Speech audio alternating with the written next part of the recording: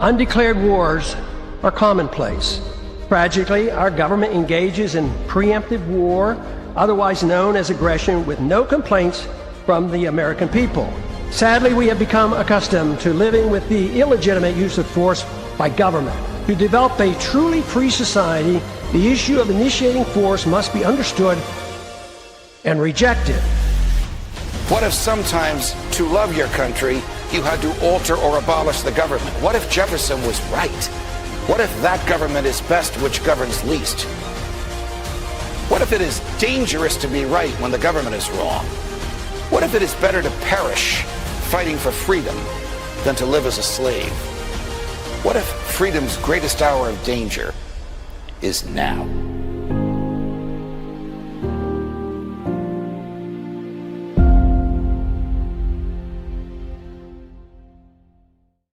Hi, everyone. Judge Andrew Napolitano here for Judging Freedom. Today is Thursday, February 5th, 2026. The great Pepe Escobar joins us now. Pepe, before we start our conversation, someone posted something earlier today. I don't know if it's you or an imposter. Watch this. Hi, Judge. Hi, everybody. Welcome to Chongqing, the Southwest Asia China powerhouse, to finish with all powerhouse. We'll be talking about Chongqing live on Judging Freedom right away. So I gather that is not a handsomer, younger version of you. It is you. It's not AI, Judge. This was me 40 minutes ago, and we had to cross town to be here at the hotel in time for our podcast. Well, so where are you? What's going on? What time of day was it? Because it looked like a wild gathering of people. Yes, it is. Okay, it's very hard to give you the short version. I am in Chongqing, the powerhouse of China in the Southwest, one of the capitals of the Chinese miracle or miracles and of China in the future. I've been here since the weekend. It's been an absolute roller coaster in many levels, meetings, going to places where things happening. Today, for instance, I was at the ground zero of the new Silk Roads, where all the trains that go across China and then across Central Asia and all the way to Europe, with virtually everything that is consumed in the West, these trains depart from here. So this is where we were this afternoon. We were shooting already images for our next documentary about Xinjiang and China. But here, Chongqing is, it's impossible to explain Chongqing in 1 minute. But right. Do you know, Judge, that they define their own city sometimes not as the 3D, 4D, or 5D city. They define it as the 9D city. Wow. Because it's in so many dimensions, and the topology and it informs you, because it's a city built on multi-levels, because it's basically mountains and hills converging to two rivers. So this is how they have been building Chongqing for decades. In fact, for the past centuries. And during, very, very important, in the history of modern Chongqing, Chongqing was bombed by the Japanese from 1938 to 1943. So it is one of the capitals of Chinese resistance to foreign aggression, which is something that all of you in the West understand what it means. Yes, well, in the West, we have, of course, domestic aggression. We'll get to that in a minute. But today, I assume it's still February 5 where you are. It might be February. Yes, it's 11 p.m. now. Yes, okay. It's 11 p.m. now. Yeah. Today, February 5, 2026, is the first day since 1962 when the world wakes up and learns that there is no longer any institutional arms control. And all of that is because of the misguided determinations of one man. President Putin offered very clearly, openly, and with plenty of notice to extend New START by a year. the Americans either didn't answer, we don't know, or at the last minute said no. What do Moscow and Beijing think of this new dangerous world? Judge, from what we have by the Minister of Foreign Relations and what Sergei Ryabkov, number 2, has been saying until yesterday, I have to confess, I am deep into China, so I only skimmed the surface of this particular very important date, February 5th. But the last I checked this morning here in China, there was this feeling of very circumspect observations by Ryabkov, basically saying, yes, that's it, implying that the Americans did not listen to their specific communication about, are we going to do anything about the START treaty or not? So there was no, so there was radio silence from Washington, unfortunately. Yeah. Chris, do we have the full screen from former President Medvedev? Here it is. This is Dmitry Medvedev, the vice chair of the Russian Security Council and the former president of Russia. That's it. For the first time since 1972, really goes back to 62, Russia, the former USSR, and the U.S. have no treaty limiting strategic nuclear forces. SALT 1, SALT 2, START 1, START 2, SORT, and New START, all in the past. And then this very ominous picture, I assume you can see it on your screen, of a zombie after a nuclear holocaust saying winter is coming. Do we know if the Americans had the courtesy to say thanks but no thanks, or if they just didn't answer? Exactly. As far as we can tell for the moment, based on what the Ministry of Foreign Relations is releasing, once again, in a very circumspect way, they did not answer. It was radio silence. So Ryabkov, let's say, is the institutional voice of the Russian Foreign Ministry. Medvedev, he has a lot of leeway. After all, he is the de facto number 2 of the Russian system. And I would say that it's a little too heavy. Winter is coming. It should be winter may come. And it depends on only one actor, the government of the United States of America, not the Russians, and much less the Chinese. And there's something else, Judge. Correct me, please, if I'm wrong. Did Marco Rubio, in the last 24 hours, say that there's got to be some sort of negotiation, but it has to involve China? I don't know if Rubio said that. Well, you know, Pepe, we don't even know if Rubio is the de facto Secretary of State, since all the hot issues are being negotiated by Trump's 2 real estate buddies, one of whom happens to be his son-in-law. But let me play you what President Putin said and how President Trump responded initially. Chris, the montage. After February 5th, 2026, Russia is prepared to continue adhering to the central quantitative limits of the Strategic Arms Reduction Treaty for 1 year. Going forward, based on an analysis of the situation, we will make a decision if we continue adhering to these voluntary self-limitations. We believe this measure will only be viable if the United States acts in a similar manner. The president is aware of this offer extended by President Putin, and I'll let him comment on it later. I think it sounds pretty good, but he wants to make some comments on that himself, and I will let him do that. President Putin offers to keep limits on nuclear arms for 1 more year to then hopefully negotiate a new treaty. Sounds like a good idea to me.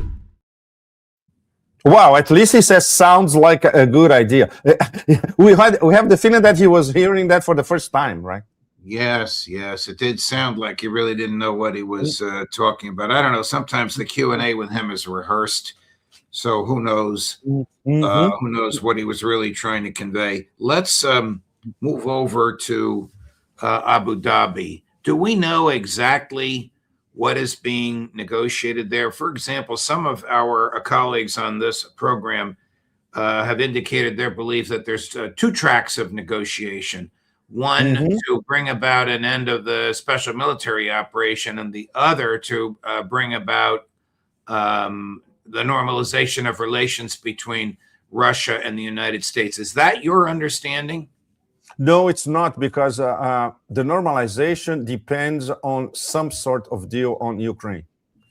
As long as Ukraine continues to be this kabuki, where we have European chihuahuas already announcing there are going to be European troops on the ground as soon as there is some sort of ceasefire, which is everything about this is a surrealist, Dadaist, it's total absurdity. Right. And of course, they haven't even started to discuss the modalities of a probable possible ceasefire. So this is the first stage. The second stage is the wider stage of the reset of US-Russia relations, which, considering what's happening for the past 2 or 3 months now, and this is something that Ryabkov himself said last month, it's more or less back to zero. Wow. Back to zero. Do the Ukrainians recognize that they're at the end of their ropes, or have they sent an arch nationalist, a banderist, I think I'm pronouncing it correctly, to pound the table in the face of the Russian negotiators, which of course will accomplish nothing? Yes. Yes, in Latin America, he would be called a banderista judge with a Latin American accent, who reminds us of the Sandinistas. Well, the problem is what is defined officially in Moscow as a criminal organization. And this definition now is on the record, uttered by Putin himself. How can you possibly negotiate with a criminal organization, which in Russian terms is accused of terrorism on several levels? Right. So regime change in Kiev is a necessary precondition for any definitive arrangement, let's put it this way. I wouldn't say solution, but maybe a partial arrangement on Ukraine. And we're not there yet, certainly. Will the I don't mean this to sound like a naive question, but we get so much nonsense from the West, from the media here in the West. Mm-hmm. Will the Russians renege on their principal demands of territorial secession and Ukrainian neutrality? It's almost inconceivable to me that they would. Absolutely inconceivable, Judge, because don't forget, in legal constitutional terms, these 4 regions are already, according to the Russian constitution, part of the Russian Federation. Number one. Number two, one of the original reasons to launch the SMO, now it just dawned on me, 4 years ago, in a few days exactly, was the denazification of Ukraine, and implying long-term, which is something that was fine-tuned after the first few months, the denazification of everything that is backing these successive neo-fascist, neo-Nazi arrangements between oligarchs in Ukraine. They can never, when I mean they, is Putin, Medvedev, the Security Council, the Minister of Foreign Relations, etc. They can never sell this to Russian public opinion. We're making a compromise with the Americans about that. Absolutely impossible. And I'm sure that Mr. Bismarck Witkoff understands that. We hope he does. We are not sure if Donald Trump himself understands that. Wow. Let's segue over to Iran. What can the Russians do, if anything? What can the Kremlin do, if anything, either to dial back Trump's rhetoric or to dial back all the military equipment that is amassing in the sea side of Iran? Well, the Russian position, especially in the past few, let's say 2 weeks or so, has changed a little bit. they are trying to a certain extent to act as trusted mediators on both sides, trusted by the Trump administration and trusted by Tehran. They are trusted by Tehran, no question. The question of trust to the Trump administration is extremely complex because obviously Russian negotiators, they know exactly the bipartisan and uber bipartisan and post bipartisan feeling in terms of Iran for over 4 decades. It has not changed. And they know that the ultimate target of the American system since 1979 is regime change, and that's never going to happen. What the Russians are now trying to work on is the discrepancy between what the Trump administration might consider satisfactory in terms of, let's say, an approximate deal, and what Israel is imposing on the Trump administration in their negotiations with Iran. This means the ballistic missile program of Iran will be untouched according to Tehran. Just to give an example, Judge, during the JCPOA negotiations in Vienna 11 years ago, I was there most of the time for almost a month. When we had briefings with the Iranian delegations, they were telling us, look, the Americans are bringing back the missile thing over and over again, and we are here to discuss the nuclear issue. Almost 11 years later, we are in the same situation. And obviously, Iran is already, the message went probably via Oman, indirectly to American negotiators. Look, our ballistic missile system is untouchable. And the other thing is the axis of resistance. So Iran will never give up helping Yemen, helping militias in Iraq, helping Hezbollah. So the only thing that could be possibly negotiated, and this is where we are at the moment, and that's where the Russians come in, is, let's say, a tweaking of their nuclear enrichment program. If we get to this point, Judge, maybe the Trump administration can, okay, we got it. We got a deal. And this can be sold internally in the US. But only that part of the deal would not be sufficient to placate the Zionist axis, of course. Do you put any credibility in these rumors that one of the offers on the table in Abu Dhabi, or I'm not even sure where they're meeting. Where are they meeting? They're not meeting. They're not going to meet in Abu Dhabi. Exactly.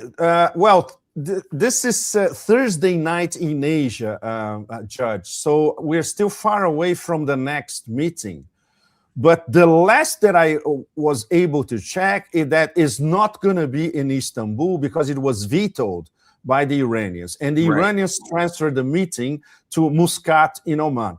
But please correct me if I'm wrong. I'm not sure it's already. I don't think you're wrong. I think you're correct. But what I was going to ask is, do you put any credibility in the rumors that the Chinese have offered to take from Iran the nuclear enriched uranium to give Trump an off ramp? Does that make any sense? No, it does not make any sense, and we have not. Well, I am in Chongqing, and Chongqing and Beijing are very, very close. Chongqing is, in fact, managed by Beijing directly. It's one of those special capital cities in China. And absolutely nobody well-informed here in China is talking about that. Same thing that, so parts of the enrichment program in Iran will go to China or will go to Russia, or a mix of both. No. What was very, very interesting, and this is crucial because there were absolutely no leaks about it, Judge. The famous phone call between Putin and Xi Jinping, I think it was 2 days ago. Yeah, I think it was 2 days ago. They discussed everything, and they discussed Iran in detail. No leaks whatsoever. Wow.